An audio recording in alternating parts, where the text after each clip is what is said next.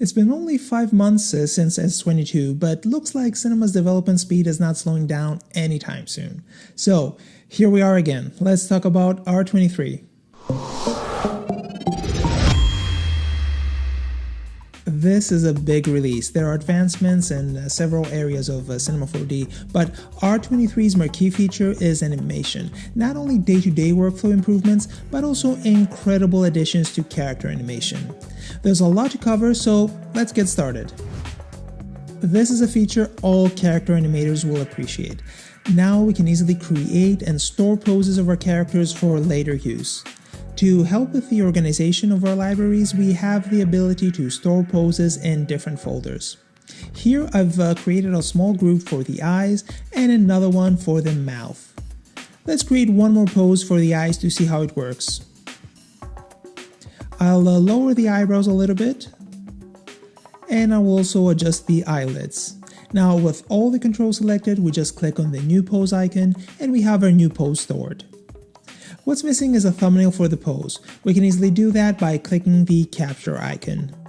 Once ready to animate, we can just get rid of this window and have this more compact window that shows only the stored poses. And now we can just pick the pose we want, adjust the strength if needed, set a keyframe, and our animation is on the way. But you don't necessarily need to be a character animator to take advantage of the pose library. We can just use it to save different states of an object. Here, for example, I have this parametric stair object, and because our project calls for different types of stairs, I've saved a bunch of different states. Now we can easily pick the one we need without having to go through the parameters to get a specific type of stairs. So that's the pose library. This next feature will also be greatly appreciated by character animators. With R23, we can create character definitions, which in turn allow us to match and transfer motion between different character skeletons. As long as characters use the same definition, the animation data can be transferred between the two without any issues, even if the rigs are using a different axis or coordinates. Next up, these two high-quality templates for the character object allow us to easily set up a character for animation. With the Toon Rig, we can achieve all the bendy and twisty goodness we know and love from cartoons, while with the Face Rig, we can have a production-rigged face with just a couple of clicks. Setting up a face rig is now within everyone's reach. The results speak for themselves.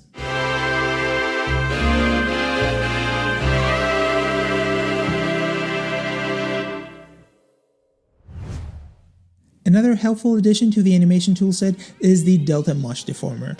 Its purpose is really simple, to smooth a deformation occurring before it.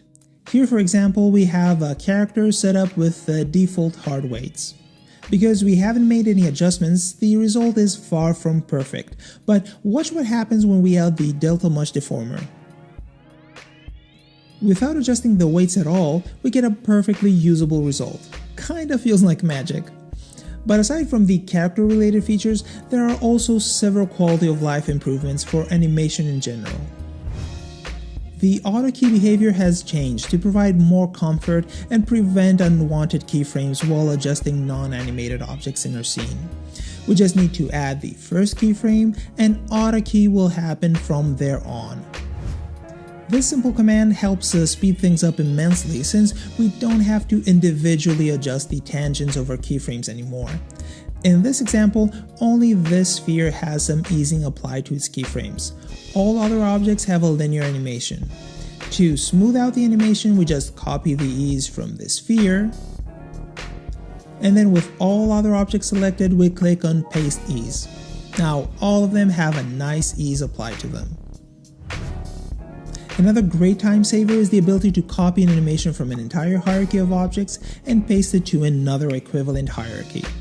Here, only the spheres are animated. Instead of manually animating the cubes, we can just copy the animation from the spheres and paste it to the cubes. And that's it. We now also have the ability to isolate the animated parameters of an object. We just need to click on the filter icon and enable the animation tracks option. Now only the animated parameters are shown. We can also hunt down a specific track really fast on the timeline. Just Type in part of the name, and all tracks with the same name will show up. We also have a bunch of really useful improvements when it comes to markers and the timeline. We now have visual feedback of the range we're on in the form of an interactive HUD element in the viewport, but most importantly, we can now set the preview range to the markers we've already set up. So now we can quickly go to the next range, and only that range will be visible in the timeline. As you can see, this release is packed with animation features, but we have lots more. S22 brought several changes and improvements to UV editing in Cinema. Development in UVs continues in R23 with even more helpful additions, making UV manipulation an incredibly easy task. Let's take the Align UV Islands command as an example. We can just select a single edge from each UV island and then click on the command. And just like that, our UV islands are nicely aligned in the UV editor. There's also the UV Straighten command. Just select the areas that need adjusting, and with a single click, all of our edges are now straightened out. But what if our UVs need more help than just a couple of edges here and there? Just select all polys and hit the UV Rectangularize command, and Cinema will try to create a rectangular selection with nicely aligned points on the X and Y. We can go one step further by clicking on the equidistant distribution. By creating UVs that occupy a similar amount of space, we ensure that our textures won't appear distorted. Another incredibly helpful addition is the ability to use all of Cinema's snapping options in UVs. So if, for example, we want to align our UVs to the UV grid, we can do that easily by just enabling the snapping options and moving the points around until they snap to the grid. We can also snap to edges or snap to pixels. With all these additions, we can get some very clean looking UVs and with relative ease. But UV manipulation is only half the battle. UV previewing is also equally important, and R23 certainly delivers. We now have, for example, the ability to preview UVs of multiple objects all at once. In S22, we can only check one UV at a time, making the creation of a single texture for multiple parts a rather involved process. But in R23, this is a piece of cake. We just select all the objects sharing the same texture, and the UVs of all objects are displayed at once in the UV editor. This helps us ensure there are no overlaps between UVs and to make sure all UVs take the maximum amount of space needed. There's also a lot more flexibility when previewing the UV's distortions. In S22, we can only preview that in the UV editor, but in R23, we can preview that in the viewport as well. We now also have quite a few quantizing options. This allows us to make very accurate transformations and as a result get very clean and predictable results in our textures. Let's say we want to have this rotated 32.5 degrees. We can do that. We want it scaled 15.4%. We can do that as well. But what kind of a monster would do that? Let's do 15%. So that's UVs. Next up, nope, this is not a mistake. We're still talking about Cinema 4D. Magic Bullet Looks is now part of Cinema's toolset. We're not talking about a partial implementation of Magic Bullet's tools. The complete toolset is available through Cinema. To access it, we just enable the Magic Bullet Looks post effect in our render settings, send the render to Magic Bullet Looks, and we're good to go. We can color grade the image with Colorista, add lens effects like tilt shift, create color streak effects, add film print stock. Pretty much anything we can do in Magic Bullet Looks we can do from within Cinema. The grading will be applied at the end of rendering like any other post effect in Cinema 4D. What is really cool though is that Magic Bullet Looks doesn't only work for our picture viewer renders, it also works in the viewport. Yep, all of the effects work in real time, and as you can see, they can really transform a scene. Have a look at the streaks produced by the lights as we rotate the camera around. As you can see, we can get some great looking results just by rendering the viewport and using a nice grading on top. And since we're in the topic of the viewport, it's the perfect time to discuss our next feature. Now we can achieve realistic reflections in the viewport with the improvement of screen space reflections. In earlier versions of Cinema, we could only preview reflections in a simpler manner. This is how the hallway scene would look in S22. Not bad by any means, but let's see what will happen when we enable screen space reflections. The floor reflects the surrounding geometry, making our scene a lot more convincing.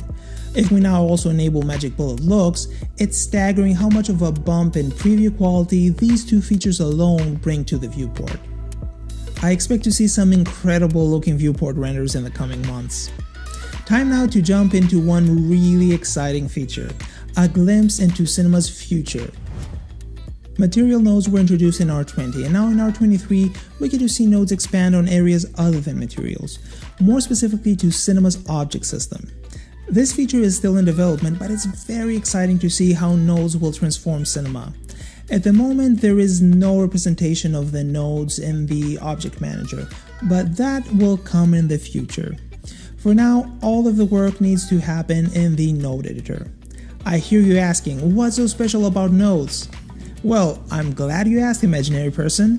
The biggest benefit has to do with the clear view of dependencies. Let's take this setup as an example. In a glimpse, we can see how the setup works. We have a sphere, which is used in a spiral distribution, and all parameters of the distribution are controlled by time, and more specifically, the frame number. The bend deformer applied on the spiral distribution is also controlled by time. As you can see, with nodes, we get this better overview of how a setup works. The scene nodes are also taking advantage of cinema's new core, and as a result the performance is great. For example, in this setup, we can increase the number of trees and we can still navigate our scene without any issues. Or for example here, there are 250,000 cubes in the scene and we can navigate and make adjustments without having to wait. With nodes, we can also access data in a far deeper level and control procedurally every aspect of our objects. Apart from the incredible power, control, and performance of nodes, there's also one more thing worth mentioning, and that's the continuous improvement of the nodes and the nodal interface. Since the introduction of material nodes in R20, users had a lot of time to work with them in their projects. As a result, Maxon had received a lot of valuable feedback on what works and what doesn't work with that implementation. In R23, Maxon addressed all this feedback with a completely redesigned UI. It's worth mentioning here that nodal materials and scene nodes share the exact same UI. Now, let's see what was actually changed. The first task at hand was to reduce scrolling and allow for more nodes to be visible at once. To do that, the size of the nodes was reduced significantly. The color of the nodes has also been tweaked. The two-tone nodes are gone, and now all of them have just one color. There's also an icon at the top of each node, making different nodes easier to distinguish. There's also a persistent secondary title, making node types easier to recognize even after the node is renamed. The Nodal Manager also got a facelift. The confusing row of icons at the top of the window is now gone, and the asset area is now easier to browse. It morphed into a two-column view, and all nodes are color-coded, helping with the recognition of each node. There are also a ton of other small improvements, like improved filtering, easier to toggle states, coloring of the wires depending on the data type flowing through it, intelligent node creation based on the terms the user searched for, and lots more. With all these UI changes and the incredible power of scene nodes, I cannot wait to see all the crazy setups all of you will come up with. But we still have a lot more features to talk about, so let's move on to the next one. Cinema's content browser is home to some of the highest quality assets out there. I mean, take a look at this. At this point, this is just showing off. But I digress. On this release, we have once more some great additions. The grass elements introduced in S22 are extended with more grass varieties, allowing for really complex looking grass. We also have some beautifully designed plants, perfect for making a scene feel alive. There are also example scenes showing how R23 features work, like rigs using ToonRig, or animation examples, and of course example scenes of nodal setups. In this release, we also see the addition of one new awesome library, and that is the mocap library. It's a collection of common moves like running, sitting, walking, so they can be used in a variety of projects. Expect some amazing quality here. They are professionally shot as Centroid, a company providing mocap data to major blockbuster movies. They are shot at 60 FPS and the detail in motion is just incredible. A rigged puppet is provided along with a library, and applying motion to it is incredibly simple.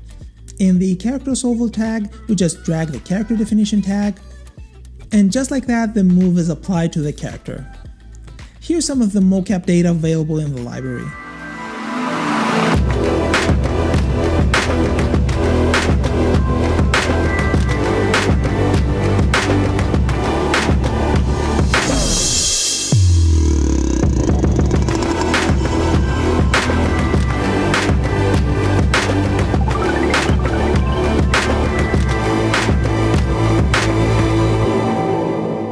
Here's the list of all new assets in R23, but don't forget, if you haven't had the chance to get your hands on S22, the list is even longer. So that's the content browser, but there are several other features worth mentioning. Python is updated to version 3, offering better performance and security. OBJ import and export now offers support for sequence files, along with other performance improvements and support for PBR materials. We also get to experience the first implementation of USD import and export. Last but not least, FBX supports exporting markers as animation takes and only including the bind joints in case of character objects. All these will be covered in more detail in separate videos on Maxim's website and YouTube channel. And with that, we've reached the end of this video. This is an amazing release with incredible features and with a first glimpse of cinema's exciting new future.